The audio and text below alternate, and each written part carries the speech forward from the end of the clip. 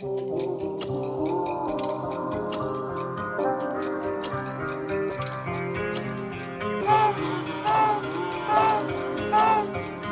up and down again, there's no discharge in the war.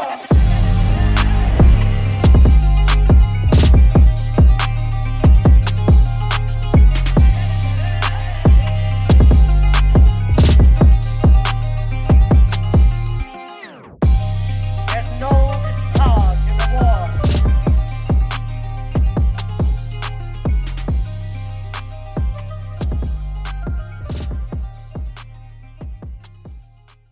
Welcome back, everybody, to another episode of Shepherd's Pie. I'm David. And I'm Tommy.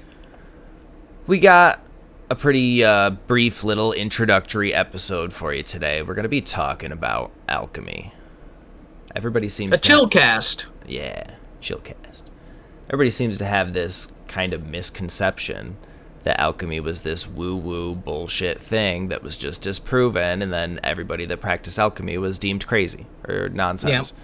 Like that's the modern consensus about alchemy. It was just crazy nonsense. You know, they thought flies spawned out of rotten meat. You know, they didn't realize the eggs were being laid. They thought things just spawned. They tried to create lead out of gold, and it never worked. So, you know, they were all crazy. They were all wrong. Let's throw out all of alchemy's teachings and learn everything they learned. Throw the baby out with the bathwater, sort of thing. Like, Yep. All alchemy was just bullshit because the things were disproven by science. And that's crazy. It doesn't make any sense. It's basically it got discredited hardcore with like the modern form of alchemy, chemistry, and like science.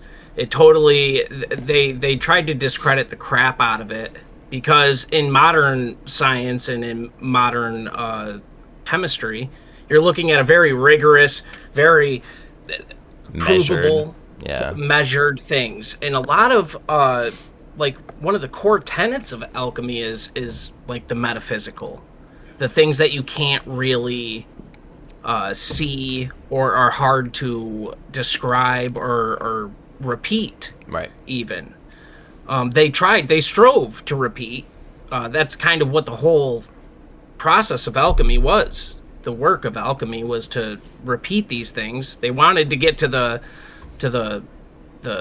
juice of alchemy, the philosopher's stone and like the elixir of life, things of that nature. Yeah, there were like certain goals they were trying to achieve, but we're talking like 4,000 years.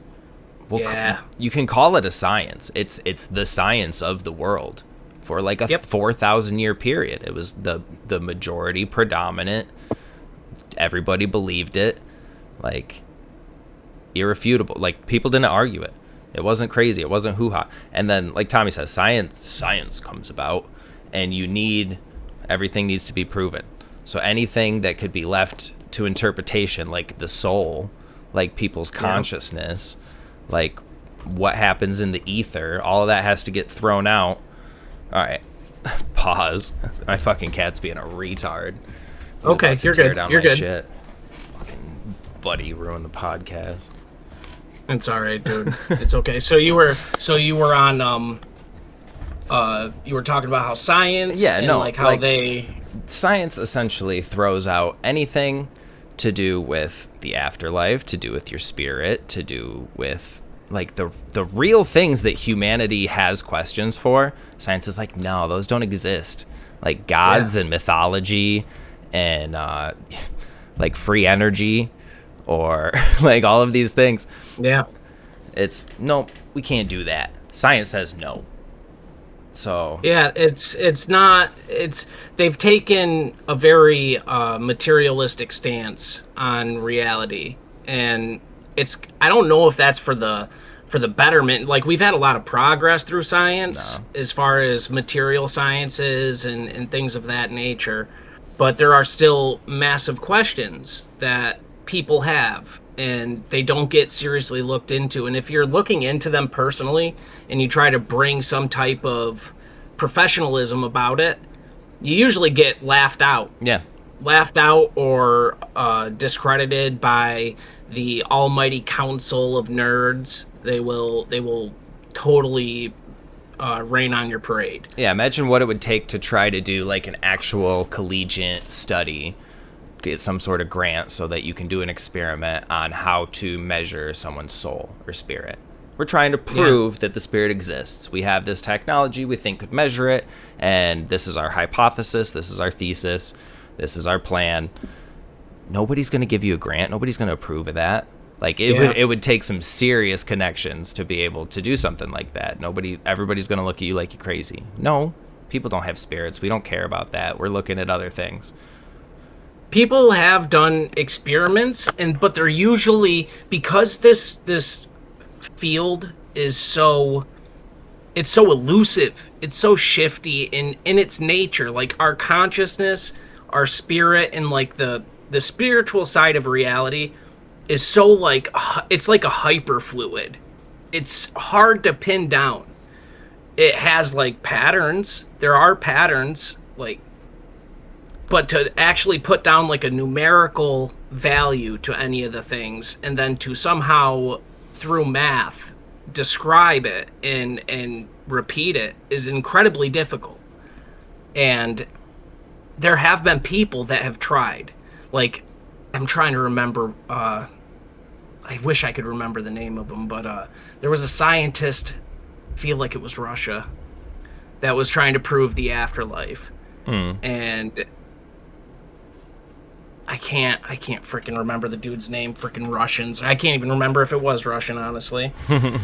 But there's been a couple of them, and then there was the one with like weighing the soul, that they weighed a person before death and after death, and they kept them inside of a like hermetically sealed bag, like a body bag. And they died, and they sealed the bag and weighed them, and they weighed, I think it was like seven something ounces.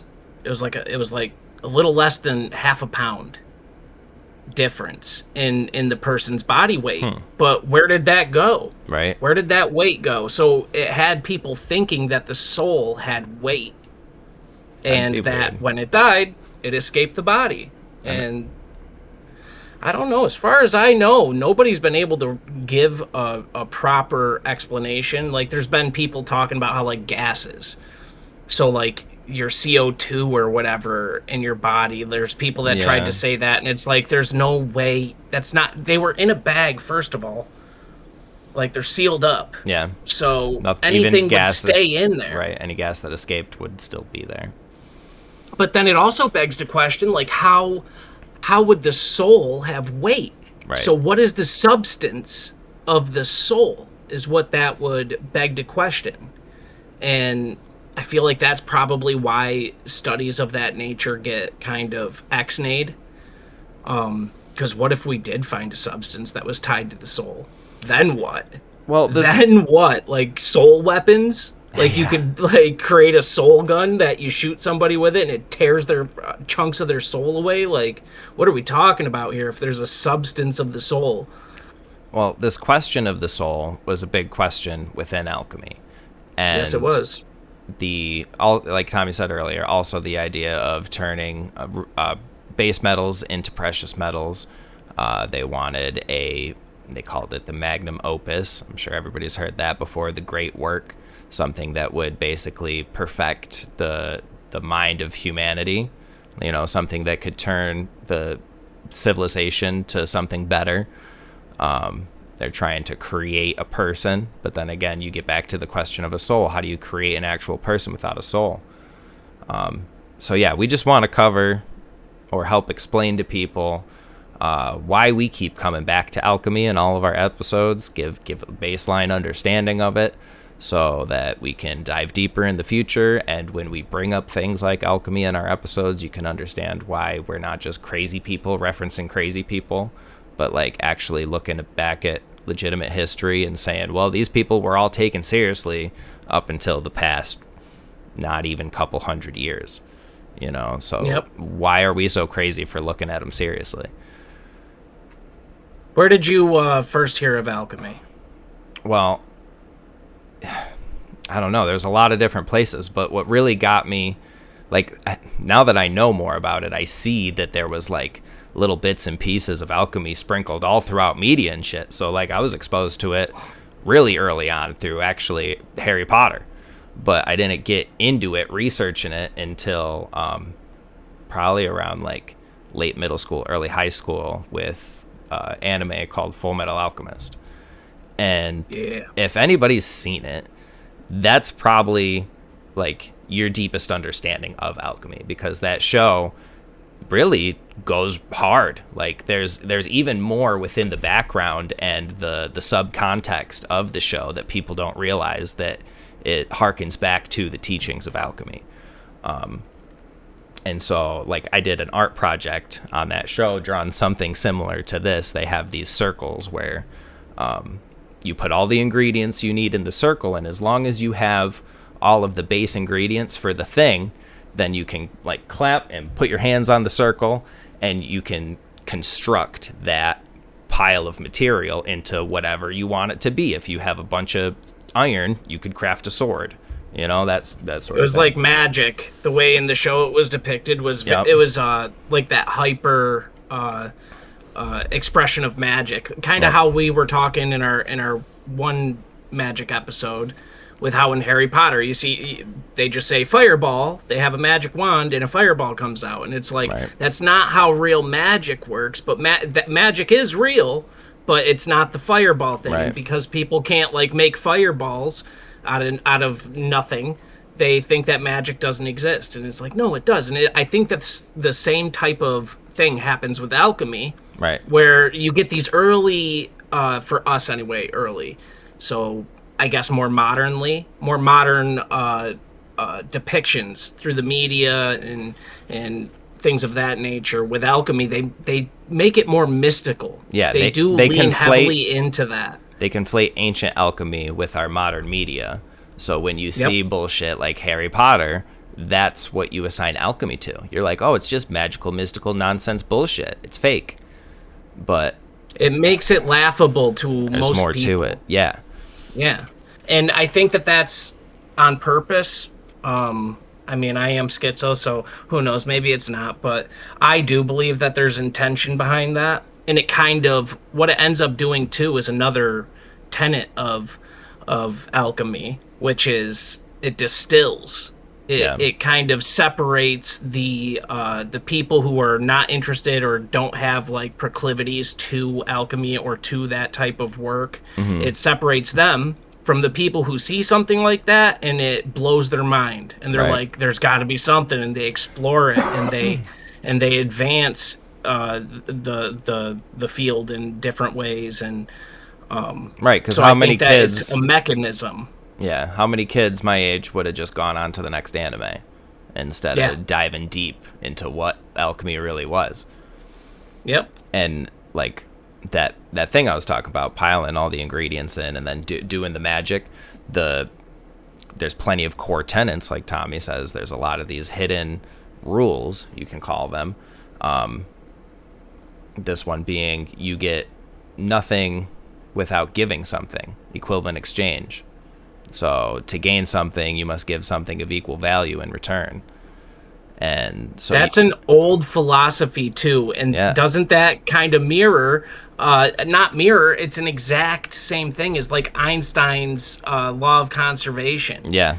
It's literally, so this Einstein guy who we all quote today, and that E equals MC things are squared. Built, the conservation of mass and energy, like where did he get his inspiration from? Yeah. It goes back through the line. And alchemists are the earliest predecessor to our modern science and chemistry and things of the nature. It is the earliest, it's the granddaddy. Yes. It's the granddaddy. So though we are made to think of it as some woo-woo nonsense BS, the people at the top are the greatest scholars of alchemy in the modern day. Like, they still study and practice and revere it as if it's factual and true.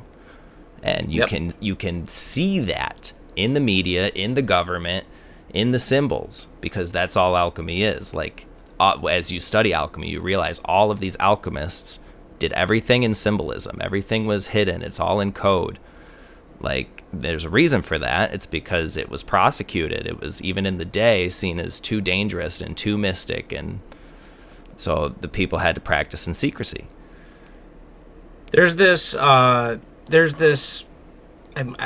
it's either in the Bible or something like it, talking about you shouldn't cast pearls before swine. And this idea is that pearls, they're super valuable. They're a super valuable thing, but they're not really like usable or needed or anything. So why would you cast, like, to a human, you could use a pearl to get, I don't know, something really nice. You could use it to get like a week's worth of food if you have like a perfect little pearl. But if you give a pig a pearl, they don't do nothing with it. It means nothing to them. You're gonna like eat to it. them, it's gonna be gone. Yeah, exactly. So this metaphor is pretty much stating that, like, you don't want to give this type of knowledge to just anybody, because most people can't appreciate or respect it or actually use it in any meaningful way. And I do believe that, because I used to be into a lot of this stuff back in the day before my walk with the Lord, and you got like the Hermetic, the Hermetic orders, and like the Hermeticum and Hermes Trismegistus, the granddaddy of Hermeticism, who's believed to be the Egyptian god Thoth, and which is crazy. Hermes. And Hermes. But apparently he was an actual person. That's how the Hermetics, that's how they think of him, that he was actually a person. We got to talk about him more later. Don't Yeah, get off track on him. Absolutely. No, it's just more like what you were talking about with how they hide things. Yeah, what they end up doing is too powerful for the common person. Yes. And also, they wouldn't be able to do anything with it. Yeah, 100%. But they leave just enough. They leave these little symbols so that if you have like some type of inkling, then that's like a breadcrumb, and that will help you along your journey in discovering the thing, if you actually have the intent and drive and desire, aka the substance. If you seek it, you'll find it. Yes. And that is the same sort of thing you see within these fraternal societies, like Freemasonry. Like Freemasonry, they got all these secrets. They're not just going to tell anybody. Why isn't your stuff public? Oh, well, it's not for everybody. Well, why not? If it would help everybody, why not tell everybody? Because, like, that's their goal. They want to build a better future. So why not just give everybody all this great information that you have? There's a reason. You can't, because a part of it, too, is that, like, a lot of it is used to be implemented upon other people. So if everybody was aware of what you were doing to them, then it wouldn't work as well. Yeah, exactly. With magic, that's one of the biggest things. Like, and I'm not even talking about like the crazy magic that we talk about from time to time here. I'm talking about like stage magic. Yeah. Like the magic of today, which is you got guys in Vegas hopping on the stage. They've got a card and sleight of hand. So the only reason that works is because there's something going on behind the scenes that you aren't privy to. But if you were privy to it, you'd spot him doing his trick, and the magic would cease to be magic. It would be a trick. Mm-hmm. And that's the same exact framework that is used modernly with these secret societies, these hidden orders. They have this information about how things work, about how people work in groups or under certain traumas or stimuluses or what have you, and they use that knowledge. They leverage it for power. And if you were to give that information to everybody, then the power structure crumbles. Because what does it thrive on? It thrives on secrecy, exclusivity. Mm-hmm. And that structure is, I mean, there's a, you can understand why it is the way it is, because as we were saying, the pearls before swine thing. So it's like you can't really give it to everybody, but like I don't know if I believe it.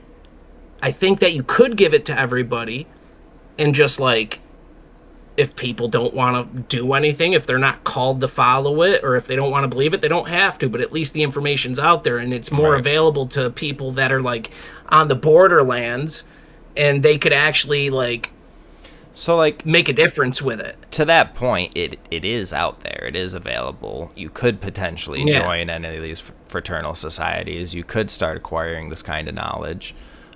But how dedicated are you into doing that? So, I mean, to that point, it kind of is. But also, like, what if it was more so in the way that, like, what if there was just a class in school that taught you these things, like taught everybody these things, and just like any other fucking kid, you could decide to not pay attention in school, but like really, this is what should be taught to everybody still today. Occultism 101. For real, why not? Once Yeah, for real. I can't wait to get into high school and start taking occultism, dude. They let you take occultism in high school? What? Like, Yeah, you just start learning all the hidden stuff. esoteric nonsense. Yeah, that'd be fun. That'd be crazy. But yeah, so to break it all down, I guess we should probably start at the beginning. And so Yes. that's going to bring us right back to Hermes Trismegistus, I think, because we don't have a date, you know? This is Thoth. This is one of the ancient Egyptian gods. So the date, we're talking 6,000 BC again. How old are the pyramids? 6,000 to 12,000 years old, possibly older. Like, that's how old Thoth is. So, I think that the idea, or Thoth, I think that it's, yeah, whatever it is. however you pronounce it, Yeah. because you get people that are like linguist maxis that if you, Please if you even do say something correct wrong, us in the then- comments. Yeah, have give fun. us some interaction. We're gonna say Thoth. Yeah, or tote. I'll start calling him tote. I think that it's kind of imperative to understand that this system of alchemy, because it's an ancient thing, and I think that modernly us classifying it as such and putting it into this category of like ancient kind of magical slash science chemistry woo woo type category, it gets put into this kind of dismissive category. But what it really was, they threw everything that was of a nature scientific. And what is science? It's basically just figuring out the world around you, figuring out how it works and trying to find ways to manipulate it. And that effort has been going on in humanity for, I think, as long as we have had fire. If you subscribe to the evolution idea, then it goes back to when. So, what was the first caveman to rub two sticks together? Was he an alchemist? Is that how we're judging this? Because this inherent Or was he a mystery scientist? and intrigue, exactly right. What was he? What was he? I think if he knew what he was doing and he knew the chemical compounds of the thing that he was behind the thing he did, then he'd be considered a scientist. If he harnessed lightning, then he was an alchemist. If he sparked a twig, then he was a scientist. Yeah, it's like, but that whole intrigue that is inherent inside of humanity, there's like a mystery calling, and it gets people kind of obsessed, and they start doing the work that great work. They start poring over things, using whatever information they have available to them, and then also like using their imagination and kind of the things that they dream of to make things happen. And that for thousands of years was alchemy, and it was being studied in secret for a long time, because it was seen as evil. And there is like some inherent evil shit with it. I think that the evil things kind of come from the people and whatever their motives are that are using it. But so it was underground for a long time, and then it ends up getting kind of mainstreamed in, I don't know, we could even say like the Dark Ages is when it started becoming a little bit more, maybe a little after, maybe more like Renaissance.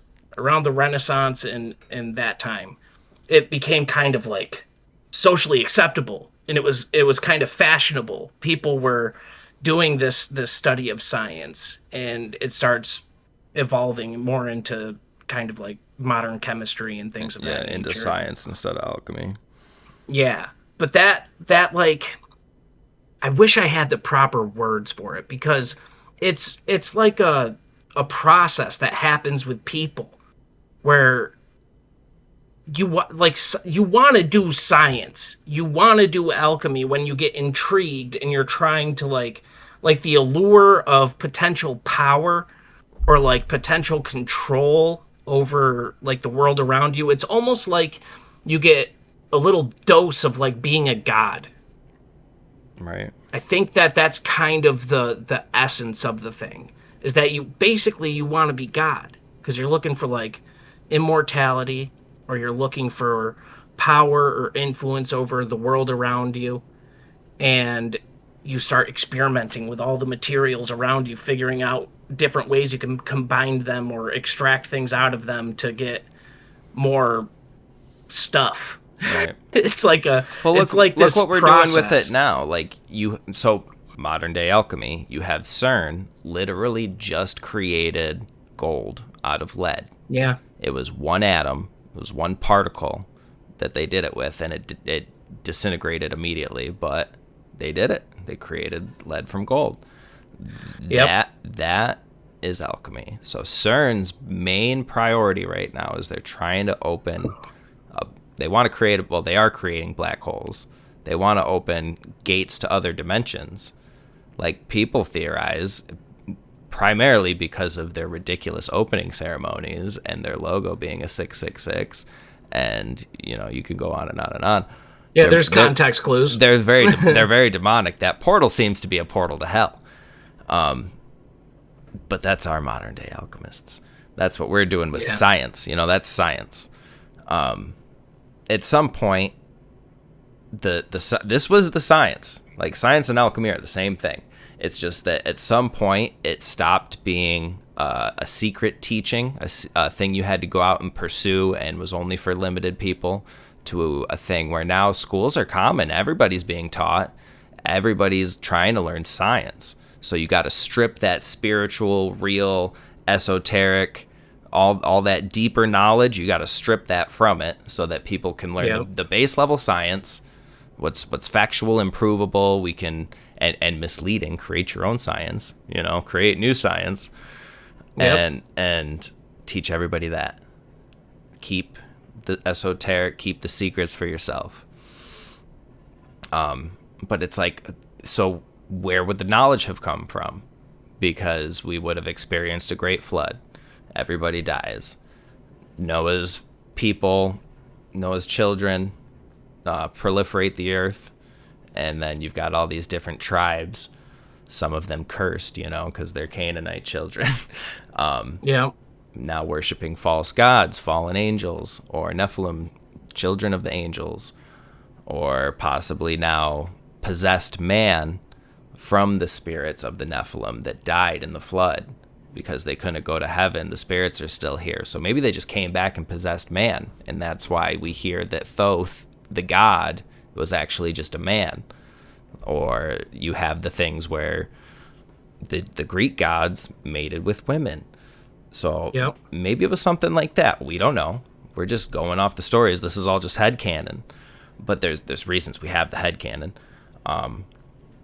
There's an idea that after the flood, Thoth was one of these people or gods that gave back the knowledge.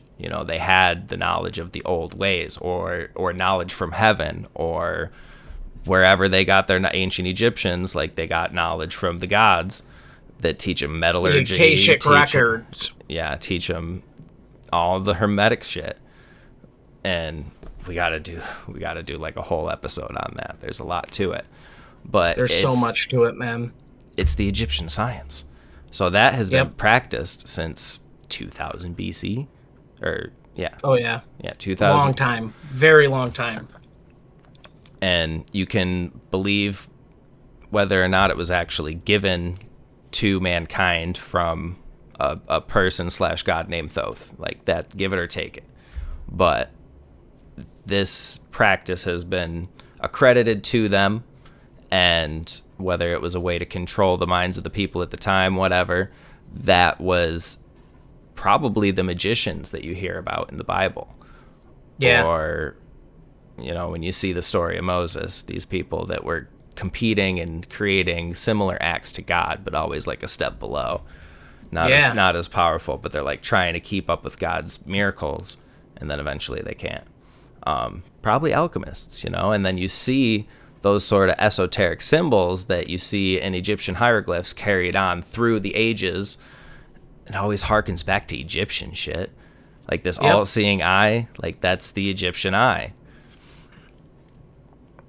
It's that ancient Greece and Egypt culture that was going on. You get the... It's like Greece was like the second Hellenistic age, because it wasn't the same time. It was like after Thoth taught in... Sorry to interrupt you, but it's like after... No, you're good. It seems like, in my own headcanon again, that like after he got done teaching in Egypt, he went on to teach in Greece as Hermes. Yeah, I think that Egypt does have a exceedingly historic like precedent over Greece. I'm not entirely sure of that, but I do feel like Egypt is older than Greece. Oh yeah, way older. Way older. I mean, there were people inhabiting the area of Greece, but I mean, Greece back then was like a bunch of different little city-states. It was like a bunch of little micro-nations, like tribal, until it got unified and turned into like a Greece that people would recognize today. You get like Spartans and the Athenians and stuff of that nature. But as soon as they started becoming kind of like empires as of a sort, like they unified their tribal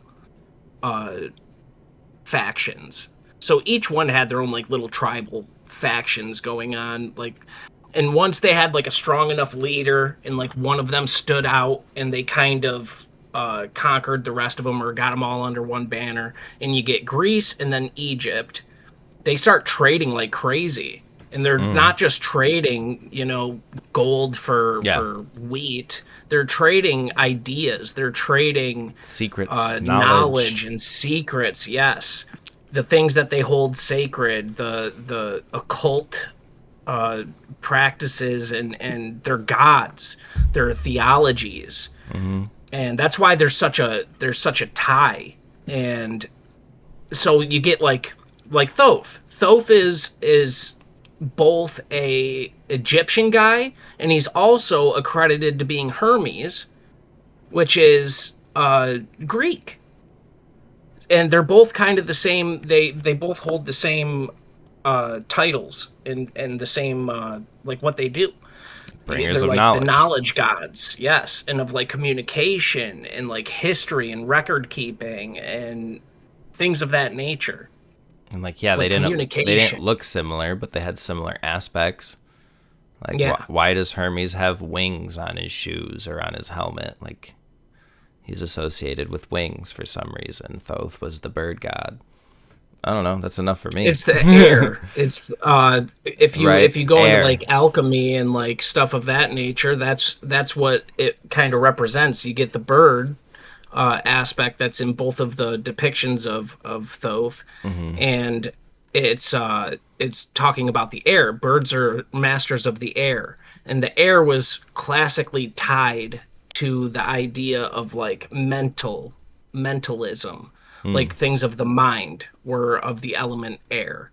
So when they were doing these depictions, and that's the mind, the way that people back in these days thought was vastly different than how we think now. They tied things much more symbolically together, even in their language. Like us reading the if you guys haven't been following our Bible reads, I highly suggest, because it's the most wholesome stuff on the planet. It's our best stuff. But it's our best stuff. All glory to God on that. But yeah, I forgot where I was going with that now. In the Bible, the language that they use is very symbolic of how they tie things together.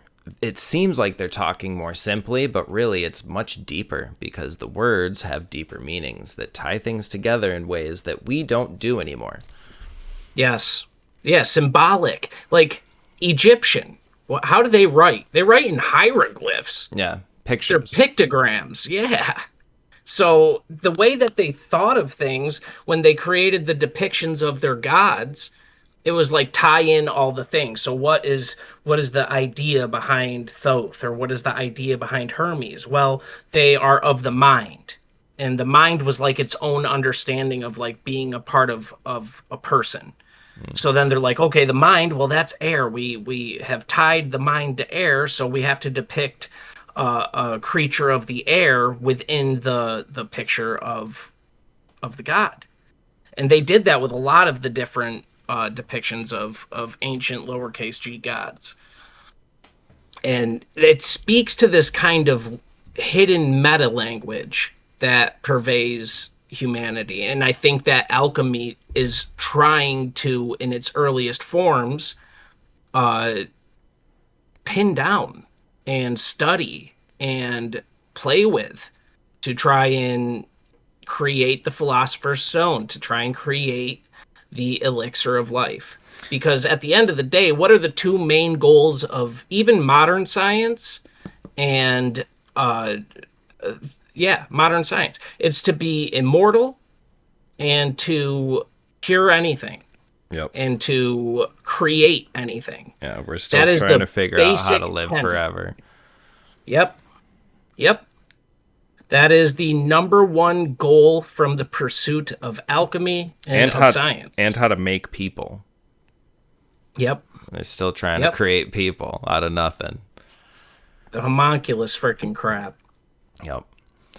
So, I mean, I don't know too much about Paracelsus, but Paracelsus is another huge figure that after... Actually, do you think that this Hermes character, this Thoth character, do you think that they're probably still around waiting for this goal to be achieved? Or do you think that they disseminated the information, and then, being as shitty as we are, mankind has just turned it into a negative practice?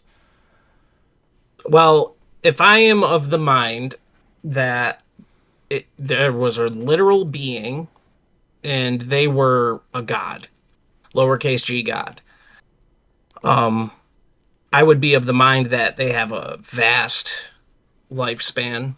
Right. Or are immortal already. Or could come back in other bodies. Because especially when it comes to Thoth, he is the god of wisdom and knowledge and of the nature. So he already knows how to do perfect alchemy. He's already got the knowledge for it. So even if he wasn't immortal to off the jump just by his being, then in his gifts that he has and what makes him a god, he would be able to create the philosopher's stone and achieve immortality. So if he's still around, then he's probably of the mind that he is going to give humanity key things at key times and witness and usher us towards a certain point, which is us being the perfect beings. Obviously, it's got to be along the lines of the great work, which is to transfigure, transmute, and evolve all things to towards perfection. Which is like heretic to be like, I'm gonna perfect God's creation. Yeah, because it's already perfect. Yeah. It's very fallen angel. It's very Luciferian. Because it's basically stating that all things are already not perfect. Right. Like they weren't created intentionally to be what they are right now. Or like God's plan isn't good enough. You're going to implement your own plan. Yes. And it's such a wild thing because we were created with faculties to create. So there is this mind that comes about us where it's like take something and make it into something else. Even if there is already a tool or a way to do something, it's like, let's make it easier. And I think that somewhere along the lines it gets converted, it gets tainted and corrupted, and people start seeing the pieces that make the tool to make life easier or to do something else. They start seeing the pieces as less valuable. And when you start seeing the pieces as less valuable than the actual tool, then that's where it kind of leads into that idea of like an imperfect thing moving towards more perfect. When it's a flawed understanding and method to view reality and to move through reality. And I think that's where the distinction needs to come in, because I don't want to say, and I don't believe that technology is evil. And I don't believe that the study of like science or alchemy or the things of the nature that progress humanity further, I don't want to say that those are inherently evil, even though evil does come out of them. I think that it's more like the lens and the energy behind whatever is pushing those things forward that determines that. But it's such a thin line when it comes to this alchemy or this pursuit of the great work that is, you're either going to be like kind of a more evil, and evil doesn't necessarily mean like muhaha evil. it means like bears bad fruit. Yeah. That's the evil that I think of with this. And like good bears good fruit. Self-seeking intentions. Yeah. And also like viewing of the world in that lens where it's like these things are imperfect and there's something that has more value, and it kind of allows people to dismiss the lower things. So like if you need wood to build ships, so you're considering the wood as less value than like the ship, then you can just cut down all the forests, shit all over it. You don't pay any mind to it because It's not worth as much, but you'll wash your ships and you will tend to them and you'll repair them and you'll paint them fancy colors and do all sorts of things with them and upgrade them endlessly, but you won't take care of the thing that makes the ships because you have changed how you are viewing reality and how you're operating from a God-centered good nature to a Luciferian and bad nature. And so if this Thoth is around, he's guiding humanity, probably a fallen angel is my guess. He's got to be some type of fallen angel because the way that all of the work surrounding him ends up manifesting, it has that Luciferian spin to it.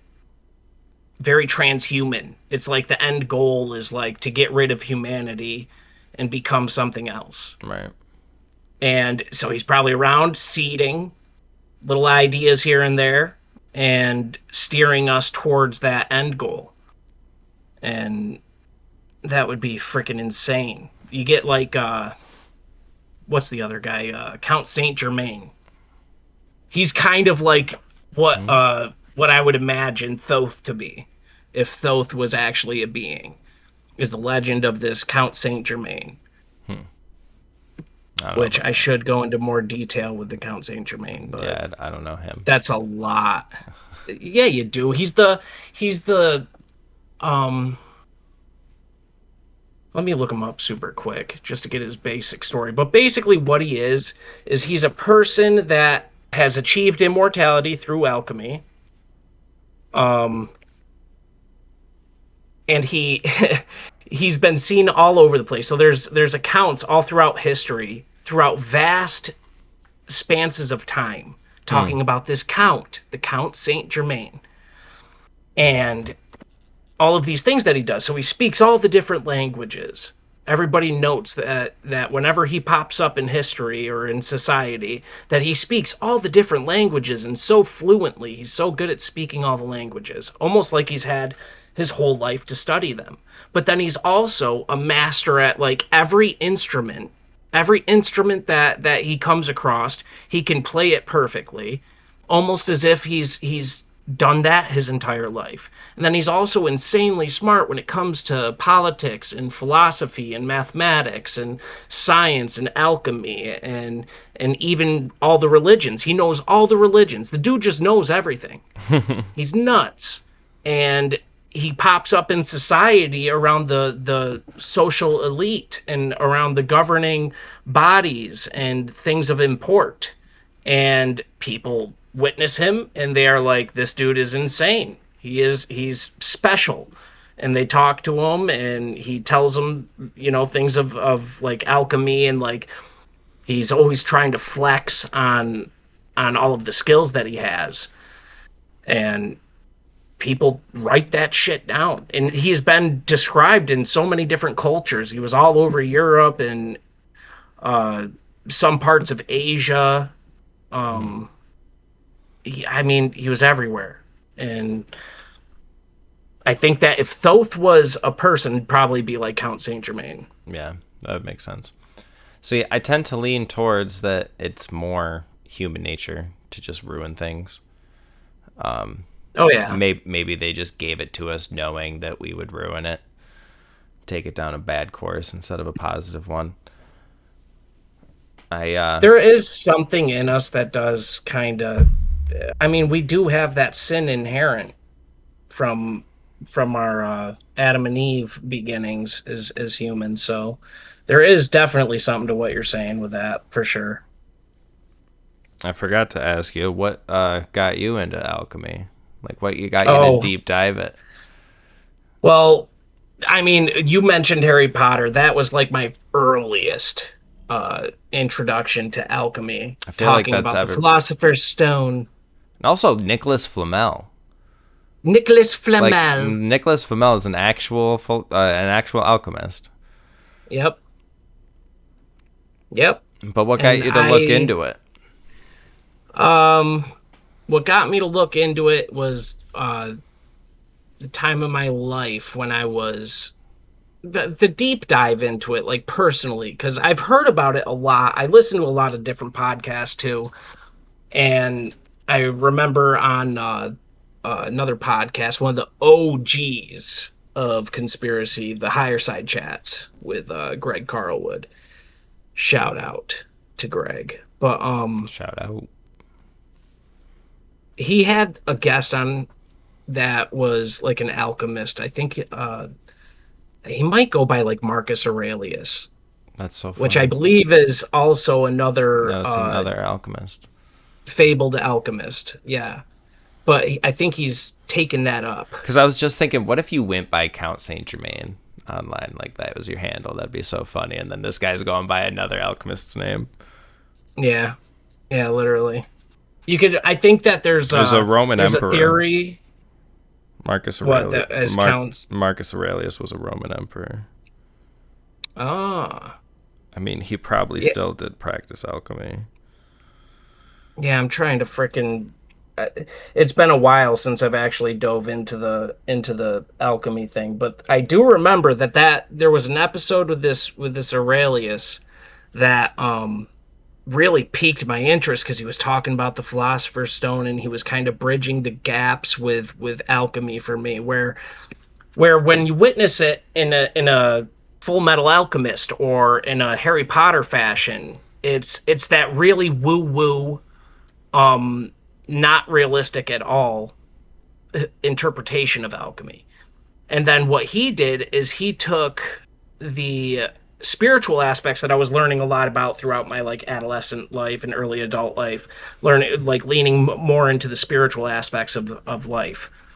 And he took those and used the lens of alchemy and the process of the great work and some of the other core like tenets and understandings in alchemy to describe spiritual perfection and spiritual and mental perfection, turning from lead to gold, and about how all things have they're consisted of three different like elements. It's either everything's got its salt, its mercury, and its gold, No. or something else. There's three Yeah. distinct, Go on. I'll chime in. I got it right here. Give me just a second. and it has to do with like how all of the everything is broken down, and it has those different like layers to it.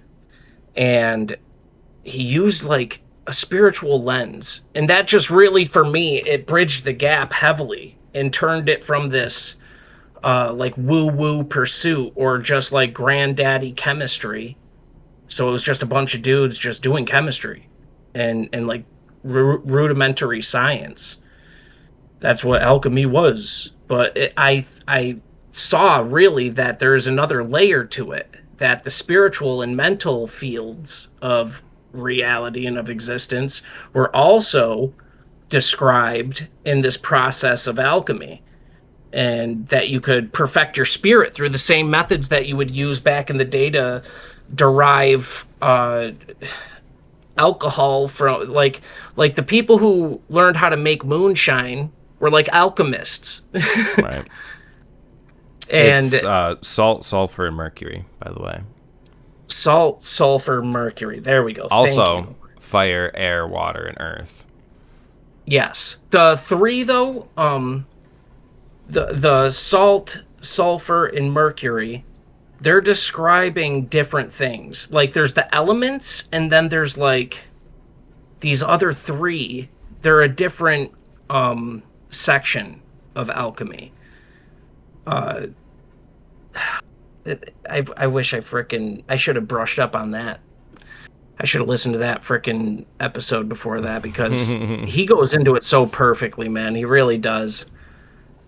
But it's basically you can use these understandings within alchemy, within the framework of how they were performing the work, to not just create base materials or like turn base materials into more refined and different materials, but you can do that with like your spirit and with like your consciousness, and perfect that along the way towards being gold or just being better, which I thought was really, really cool. So that is pretty much how I ended up getting into alchemy in any type of fashion. And they teach things that doesn't make sense. And I don't have a great example, but I'll just make something up where it's like, say you're making a cake, just a regular birthday cake. So the alchemist ingredients for the birthday cake is go outside and grab some dirt and throw that in the mix, and put your half your ingredients in the bowl and half of it under the bowl, and mix it and stir it, and then pour it on your head, and then you jump in the oven. And it's like, well, that wasn't helpful at all. That's not how you make a cake. And it's like, well, yeah, because they're not teaching you how to make a cake. They're teaching you how to do something else. They're teaching you how to purify your soul, or how to control somebody, or how to do this other work. Like all of their teachings were encoded and weird. So that's why everything's got like the salt, sulfur, mercury isn't always salt, sulfur, and mercury. Could be other things. Exactly. So I just looked into it, and all right, so in classical alchemy, the three fundamental principles of matter are salt, sulfur, and mercury. Tria prima is the Latin for that, I guess. They are often called the tria prima, a concept systemized by the physician alchemist Paracelsus, who you mentioned earlier. Yeah, 'cause In the he's a 1500s. yeah, he's a prominent early alchemist. Yep. These were not simply the physical substances of salt, sulfur, and mercury. Instead, they represented three universal qualities present in all matter and life. So it's a framework, it's a pattern that all things, like if it's a thing, if it's a noun, then it has salt, sulfur, and mercury. And so alchemists believed that understanding and balancing these principles was essential to completing the magnum opus and eventually producing the Philosopher's Stone. So with mercury, that is the principle of spirit. So all things have a spirit aspect, and it's associated with volatility, fluidity, and transformation, which makes a lot of sense because as we were talking about earlier with the magic kind of tangent we went on, there's like a shiftiness to like things of the spirit, and that's why it's hard for science to pin down the spirit and to create any type of cohesive work on it because it's not a solid. It's Right. volatile, it's fluid, and it transforms. It's like an amorphous thing. And Mercury represents the spirit or life force within matter, the mind and consciousness, and the ability to change form. And they chose Mercury because of its fluid metallic nature. So it's kind of like a perfect symbol for the spirit, at least in alchemist's eyes. So And then we get it got me thinking that like growing up and as an adult, I'm made to believe, and I don't have any proof otherwise, that mercury is super toxic, super poisonous, super dangerous at least. Yep. Don't break your thermostat open. You don't want that mercury on you. That'll kill you. Sort of like that's the idea I was given my whole life at least. Bro, I've seen people just dunk your hands in mercury. Yeah. Like mercury's You not can get poisoning. Yes, you don't want to have any cuts or any open wounds anywhere that it could get into your blood or into your veins. It is super toxic and super poison. I'm not saying go play with mercury, but it's a little bit safer than we're all meant to believe. Like you can work, you're not just going to go crazy like the Mad Hatter. You're not going to die instantly if you touch some. That's prolonged exposure. Yeah. You can definitely work with mercury. So I think we're kind of tricked into believing it's this dangerous thing, so we don't work with it at all. But yeah, it's like another layer of that. It's like there's 100%. there's a lot to be done with it. Maybe not, that's just my crazy theory. But yeah, go on. Sulfur is our next one. Principle of soul. So spirit and soul are distinct in their understanding of things. Sulfur represents energy, passion, and the inner essence that gives things their individuality, associated with combustibility, desire and will, and active energy. Because real sulfur burdens rapidly, it symbolized the fiery nature of spirit within matter. So it's kind of the reactivity. So you get the soul of something, which is kind of like, or the spirit, which is kind of or the mercury, as an alchemist would say. The mercury of a thing is almost like the blueprint and almost like the nature of the thing. It has like all things have like a ceiling and a floor. And they also have the walls. There's like limitations to all things, and it's expressed in its spirit. Its spirit has there's like a container for the spirit in all ways.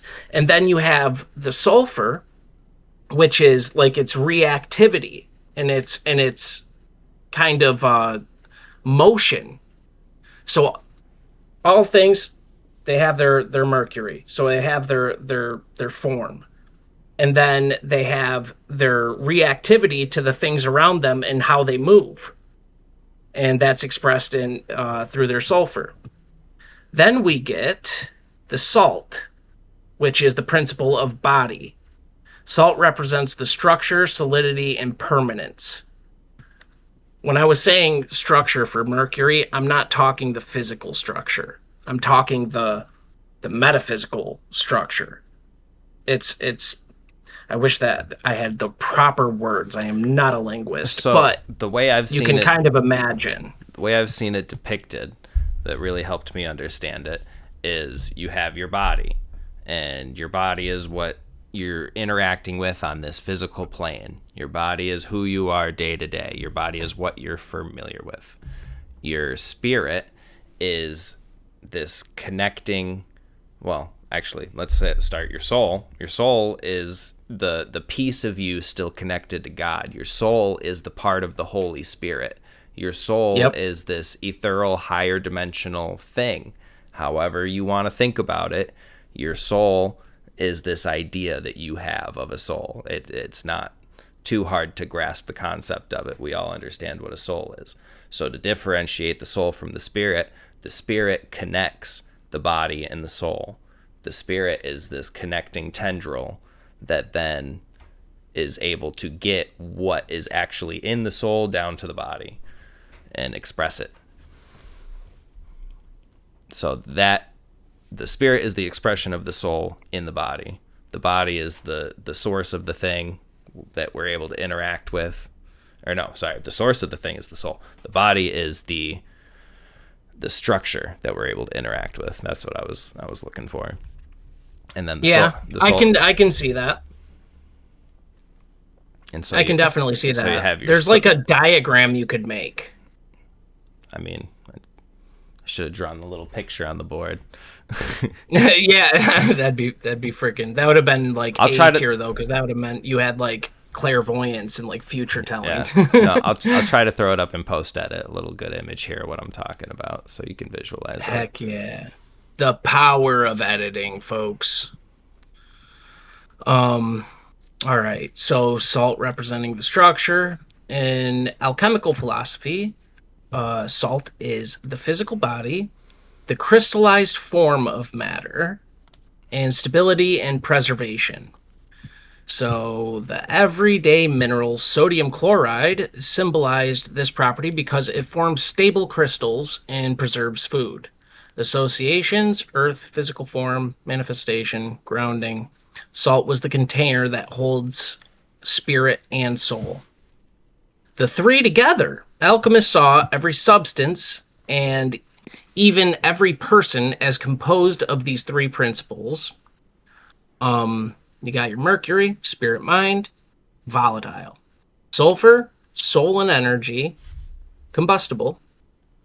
And then salt, body form, solid. So everything had those in the understanding with alchemy. Those three things were all together in one. They were all present in every single thing, which is kind of cool when you think about like, what do they call like liquor and like alcohol? Spirits. You know, that's an old alchemist's understanding, because that is the spirit of the substances. That comes from China. There was alchemist in 300 BC. Sorry, not an alchemist. There was a ruler, an emperor, Jia Jing, obsessively consumed alchemical potions, and then it says sometimes fatally. So I don't know if he died from it, but dude was trying to achieve immortality, so he was always taking these elixirs and these potions trying to become immortal. And that was some of the earliest, alongside the Hermes Trismegistus stuff, because that was 300 BC as well. And so China, see, they always got their own shit going on, man. They're always like right up, like same level as everybody else, but just completely separate. It seems like, how are you doing the same shit on the other side of the world always at the same time? Like, either it's a collective consciousness thing, they're tapped into the same shit somehow with a similar deity, or something. Like, how are they just always on the same wavelength? I think that, like, that's a very interesting thing, because there's a lot that could be, like, as you were saying, you've got like outside It could just be trade and shit. interference. I think it's trade, you're saying. Because the same time in India, they're doing mercury-based medicines for longevity and transmutation. Yep. I also see the way that I favor to look at it is we have like a unfolding as people, and I think that we were all kind of seeded pretty much at the same time, like humanity. Like there's like a beginning of humanity and an end, and I think that over time we just kind of evolve. We have very similar conflicts and problems that other people on the other side of the world would go through if we were Stone Age. And then throughout time, we're just kind of solving those issues. And I mean, we have different cultures, yes, but we have mastered a lot of the things very similarly. And there was trade, so I mean, they are learning things back and forth, but it was very treacherous, and they were very isolated for a long time. But they were still moving up that ladder, the consciousness ladder. And I think that that's kind of what humanity has just kind of built in, that we go from like a very primitive type sense, or I don't know, less evolved, you could say. And then throughout time, we're just kind of stepping up through these different problems that we have. We have the faculties to solve them, so we just solve them. And most of the time, your problems, when you don't have technology, you don't have anything, your problems are going to be very, very similar. And then there is only kind of X amount of solutions that you can have. So throughout time, it's going to look kind of similar, but different. And that's how I think of China.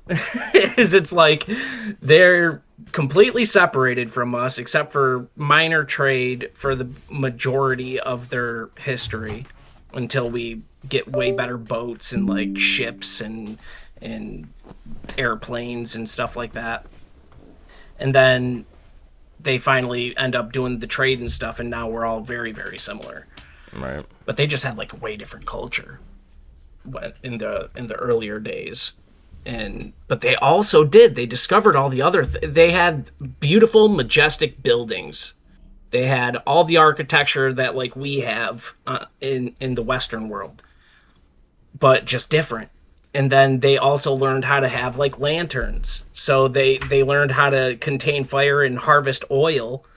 They did that independently, but just different. Their lanterns look different than ours, and like the way that they use them is similar but different. And it extrapolates into all things, is how I kind of end up thinking about it. They had a way better style. Their old style. Yeah, they have a is cool way style. Cooler than anywhere else. There's something really that I appreciate heavily about both. But I do really like Roman stuff. I do. There's like a stableness and like an elegance to it that is very, very cool. But then there is also this very well thought out, but also artistic way that China does things. Like the way that they construct their giant temples and stuff, like they had skyscrapers before we did. Yeah. They had temples that were like, I don't even know how many stories tall, dude. And they built them with ancient shit like wood and freaking rice paper type shit. Right. Just a lot of wood. Like, they interlocked wood. Like, they didn't even have nails and stuff. Yes. They're just interlocking wood. That's some of the best carpenters ever. And we just recently lost one of the greatest, oldest Chinese temples. Caught fire recently. Oh, that's the last terrible. few months. Yeah. It was tragic. The videos. I was like, AI, and then I look into it, and I'm like, nope, this is a tragedy. This is a great loss for humanity. I laugh to keep from crying. It's not actually funny. So let's talk about something. Go ahead. I just saw this freaking pertaining back to the alchemy thing. Mm-hmm. There's a phrase. after these three principles of things, the mercury, sulfur, and salt. So those are the way that those are used is in this understanding of transformation. It's towards the great work. So transformation is required. No, transformation required separating and purifying these principles, then recombining them in a perfect balance. This process is often summarized by the phrase solve e coagula. And solve means to dissolve or separate, which you get solvent.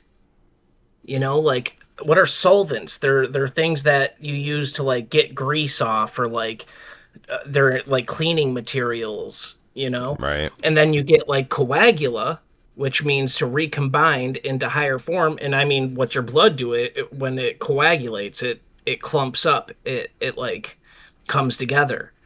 So you get this understanding after you get these three principles of all things. You get the spirit, you get the soul, and you get the body. And then you put them through the great work by separating them, purifying them, and then recombining them in a better balance.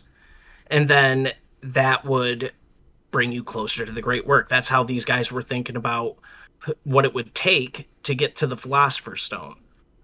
And that's freaking kind of cool, the way that they were going through this process. This is like an old school scientific method. It truly is. This is where the foundations of all of these things come from. Granddaddy alchemy. Right. Now, I don't know how founded this is within actual alchemy, but I just want to talk about what the show has made me believe is the Philosopher's Stone.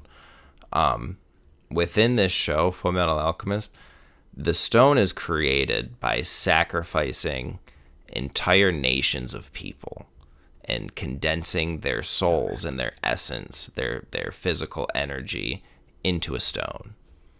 And they do that by creating gigantic rings under the cities, just like CERN, just like in DC, just like we have all over our country. We don't know the tunnels they're digging. They're digging huge tunnels all the time. Yeah. You dig a giant circle under the city, and then you kill everybody while you activate the circle. And you're able to trap everybody into a little stone, and then that stone's got enough energy to do whatever you want. And you could turn lead into gold, you could live forever, you could make all your magic moves more powerful. That's just what it is in the show, but what if that's what they do in real life when they're destroying countries? It makes me think when they just recently said in CERN that they were able to turn lead into gold, what if that was a symbolic tell that they did something else? They achieved a closer goal of the magnum opus. They're one step closer to being done with their thing. We got the lead into gold. Well, what does that mean? Yeah, exactly. No, it could be very symbolic, and for those in the know, that when that article hits out into the mainstream, that it means that this thing has been discovered and figured out, like on to the next phase. Right. There's all sorts of stuff, dude. That's like a classic freaking intelligence thing. It's if we're talking about creating do, the Antichrist, they figured out how to get a soul into the body or something like that. That's what I'm thinking. Yeah. It's like, all right, we're ready for the next step. We figured out how to take a rudimentary base metal. So take a nobody, take a shell husk of a body, and turn it into gold. Make it the Antichrist. That's what I think they're saying. Yeah. Maybe. Yeah. Because wait, after that happened, see now we started the war. To start tying other things. Yeah. Now that happened, we started a war. We started sacrificing and killing people more. I think that they did it a while ago, though. I'm trying to figure out when that happened. The gold because thing? because I thought that there was. I thought I heard about that years ago. Might be kind of not super long ago, but definitely like within the decade. I thought it was just within the last year.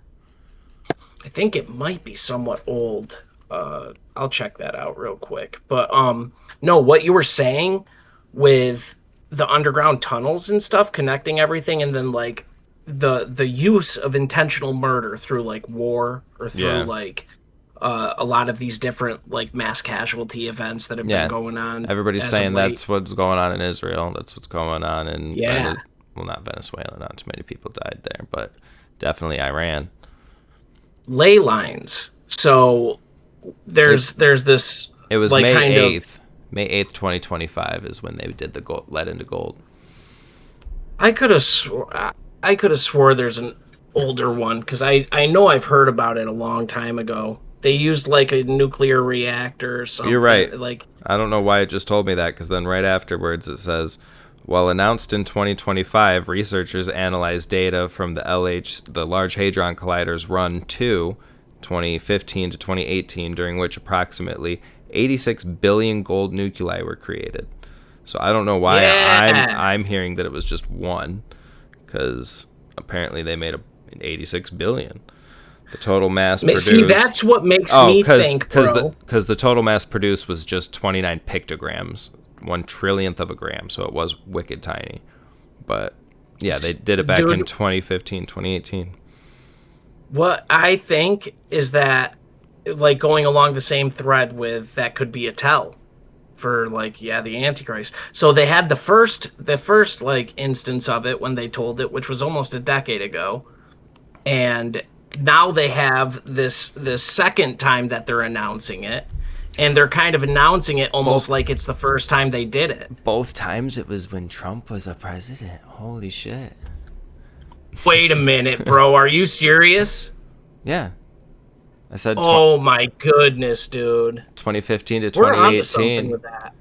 Trump was president in 2016. So we don't want to kill ourselves. No, absolutely. We have no enemies. We love our lives. We live peaceful, we're healthy lives. Yeah, we don't drive dangerously. I only go to and from work. Yep. And I check my brakes every single day. Yep. So don't get any ideas. Yeah. That's kind of the idea. That's where we're on, because they're talking about, they're telling the military that this is a holy war, that Jesus is coming back, all sorts of crazy shit. We've been talking about what Israel is trying to push with the provoking the Muslims against the Christians, to the point that they realize it's the Israeli government provoking the Muslims against the Christians, so then they unite and turn against Israel, and Israel's only resort is to Samson option a third of the population, which is fulfilling biblical prophecy, and then that would bring in their Messiah, which is the same story as our Antichrist. Call it anti-Semitic, but that's just the differing religions. Sorry. We just have two different perspectives of the same story. Eventually, what another episode that I want to get into that will really help with this, because it, as much as people want to say it's the Israelis and things of that nature, no, it's not. It's not. It's actually the alchemists. It's the alchemists running the governments. It is the Sabbatean Frankists at the very core of all of this. But the Sabbatean Frankists, the thing is that they don't hold to any nation. They don't hold to any religion. Right. They're like chameleons. They adapt. So they'll claim a religion, and they will say, we are this thing, and outwardly they will present as such. But deep down, they're practicing ancient Babylonian death cult shit by sacrificing kids to golden calves. Right. And by having insane sexual debauchery, because their fundamental principle is like they believe that they can pretty much do anything and not suffer any consequences. It's a do what thou wilt. Yes. Self-fulfillment, be a god. When the Sabbatean Frankists, so there was this Khazaria Empire, that ends up it was a thing, and apparently we don't get taught this shit because nobody has ever heard of Khazaria until they're a little bit older and they start dipping into conspiracies, because you don't get taught about it in school. But the Khazar Empire was like Turkey and Russia in like a huge area, and they had a lot of like very Canaanite type shit going on. They were very like satanic, and they end up getting kind of wiped out. I believe by the Ottomans. The Ottoman Empire ends up wiping them out and forcing them to convert, and they converted to Judaism, but they didn't actually convert to Judaism. They just said they did, but they kept practicing and doing the same things that made the Ottoman Empire, the Ottoman Emperor, target them for attacks. They didn't get targeted for nothing. They got targeted because they were stealing kids from neighboring areas. Their travelers would go to different cities and kidnap children and kill them in brutal ways and all sorts of other things. And they would traffic people like crazy, and not just for slave work like other normal societies would. They were doing wild rituals and terrible debaucherous shit with people. Right. And they just changed what they openly identify as Jewish or even Christian, because this shit pervades everywhere. They've just adapted over time. Yeah. It's not. And the whole thing that they're doing right now is to ionize and radicalize all the different parties against one party, because it fulfills what they want, which is they want their Antichrist. They want him because to them that's their Messiah, because he's like the embodiment of he's the embodiment of what they believe is their God. So I really want to get into that in a further episode for sure, because that whole tangled mess and what's happening today, it's being blamed on people that it really shouldn't be. Right. And it's running a fade. We're having a fade run on us, and it's a problem. Concerning. Yeah. Speaking it's of concerning. Some prominent early alchemists, around 300 BC, earliest named alchemist ever was Zosimos of Panopolis. He wrote encyclopedias. You've got Mary the Jewess. Yep. Which should have been my segue. Your opening, yeah. That should have been my segue, but she doesn't have a date on her name. She was the first documented female alchemist, and she just created all sorts of lab gear. I shouldn't say just. First to third century. I'm sure she was very accomplished. Thank you. First to third century. Don't get confused. That's year 200 to 400. Yeah, literally, right? Jabir ibn Hayyan was 721 to 815. He lived quite a long time. Father of experimental chemistry, whatever that means. So he was Islamic.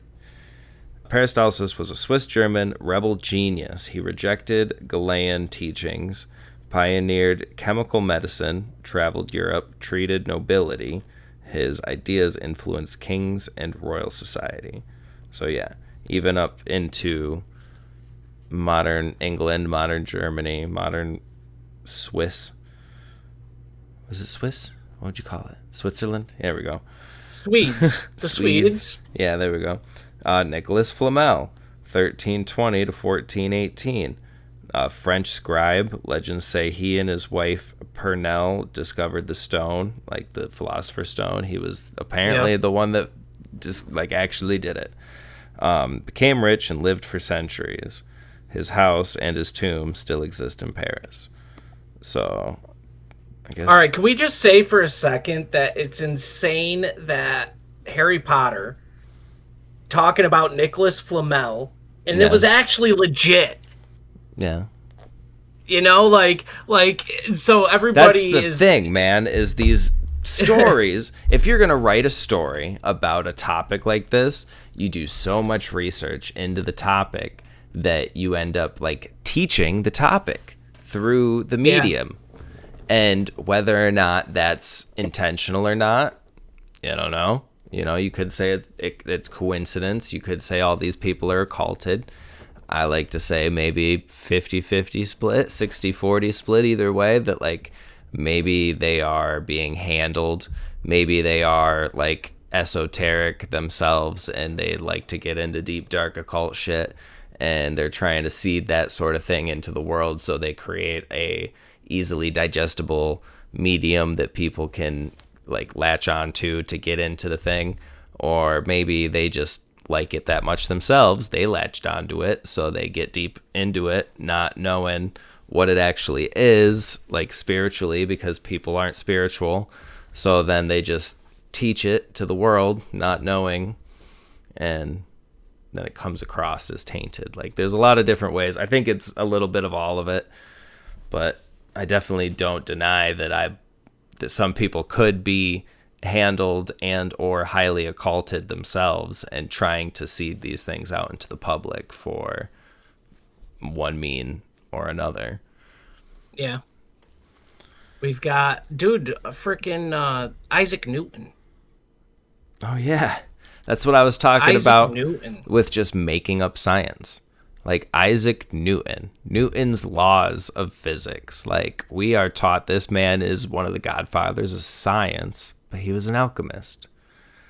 And he wrote over 1 million words on alchemy. Yeah. That's insane. 1 million. So like when we say the science is fake, there's a reason we say that, and it's because the alchemists created the science.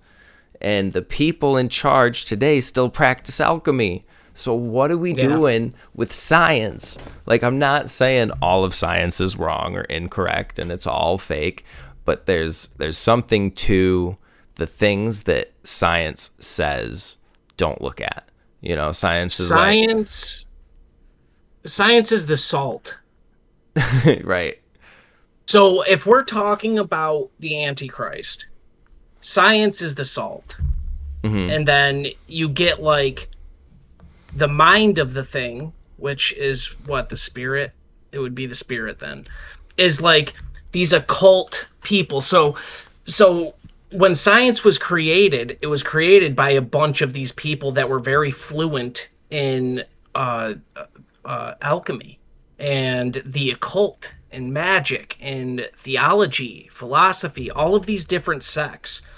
And they took alchemy, this great work towards this ultimate goal, and they divided up the tasks. So for the general public, they give us the salt. We work on the salt of the Antichrist. So Right. they cut out the rest of it. They took all things that contain the mercury and all things that contain the sulfur, and they just separated that, and they created an entire field based on the salt of reality. Right. And then they propagate that, and they create strict boundaries so that you don't stray. And they gave that to us so that, because they populated us. They're like, yeah, go have a shit ton of kids, and we're gonna incentivize you through like the media and through like government initiatives and culture. We're gonna get you guys building and creating for us and pushing us towards this direction until eventually we hit this certain spot where we make the thing that they need, and then they kill us off. Right. Which is the phase that we're going into now, where they don't need us anymore. Yeah. We've built the thing that they need, and now they're like, okay, goodbye, because the masses can't be trusted with the mercury. The mercury for the thing is very dark and very it's cold. It does not care.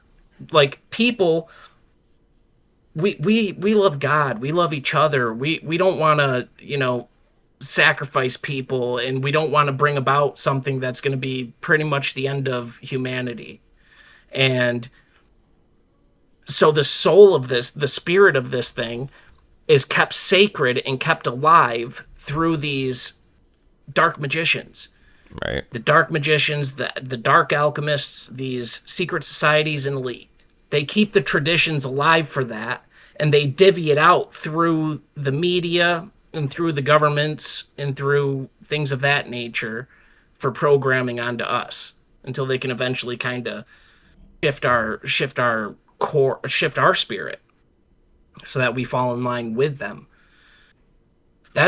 Dude, it's freaking wild what has happened over the course of the last 200 years. Like the course of events on how humanity has been shaped to put us to where we are right now is just, it's next level genius, really, if you're working from an evil standpoint. If you're That's like what you gotta be to trying to make understand the alchemy. Antichrist, it's like, holy shit, dude, you guys are on it. Like, I'm almost impressed with the level of thought. Oh, yeah. And persistence and just sheer fucking will that these guys have to bring this about. It's like, wow. If even a small fraction of the public had the same but opposite intentions and drive and everything, we'd stop them easily. Yeah, for sure. It's crazy. If they knew. We also got John Dee, who was an advisor to Queen Elizabeth I, and he was homeboys with that Henry. We mentioned him in a previous episode. What was his name? Edward Kelly. Edward Kelly, yes. They were the ones that came up with angel magic and started the idea of Enochian that then Aleister Crowley and Jack Parsons created and wrote down Enochian so that people could speak it and use it. I don't know about speak it, maybe use it. I don't know if it's a spoken language. But then, you see these connections between the alchemists. It's the same teachings throughout the centuries and comes all the way into our modern day. John Dee was also a very historically massive piece of shit. Yeah? Yes. There was a lot of stuff going on, with his occult magic and stuff that he would do. He had a lot of, those tenets of, how do I say this? Trafficking. There's trafficking and, sex crimes being committed for a lot of his stuff. Oh, shit. He had a wife-sharing episode. According to his diaries, Kelly said angels commanded him and his followers to share their wives. Yeah. So he was pretty much banging Edward Kelly's wife because he was divining that angels were telling him that it was okay to do so and that they should. He was also he had accusations of espionage and everything. He acted as an informal intelligence agent for Elizabeth. When it is angels coming to you, it is angels coming to tell you that stuff. They're just fallen angels. They still look like angels. Yeah. They're still going to come to you looking like angels. They're just fallen angels. You got to be able to discern that, oh yeah, probably God wouldn't want me swapping wives with my homie.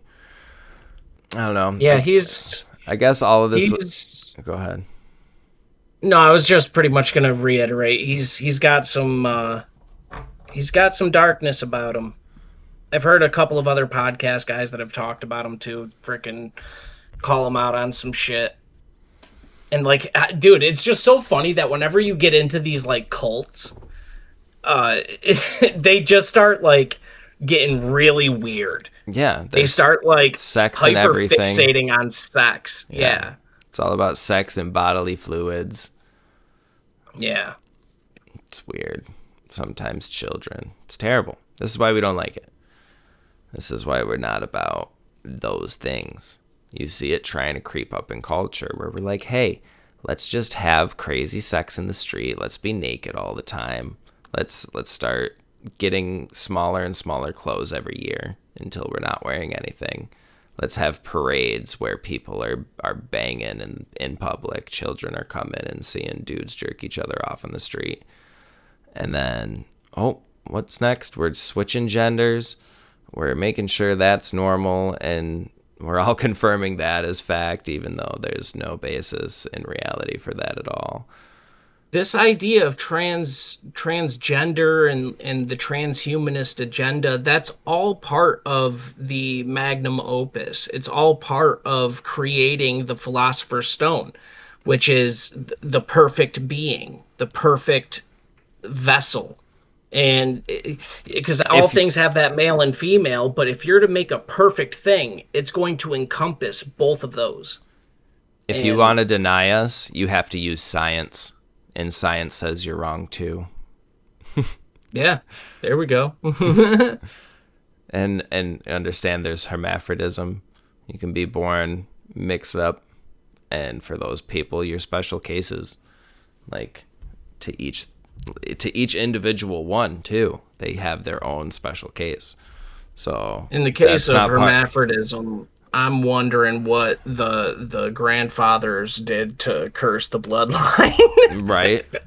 I'm sorry, I shouldn't say that, but I did. No, I'm sorry. No, you're right, because I have pity for everybody that is born not the standard, I suppose. Not quote unquote for the listeners with the finger quotes normal.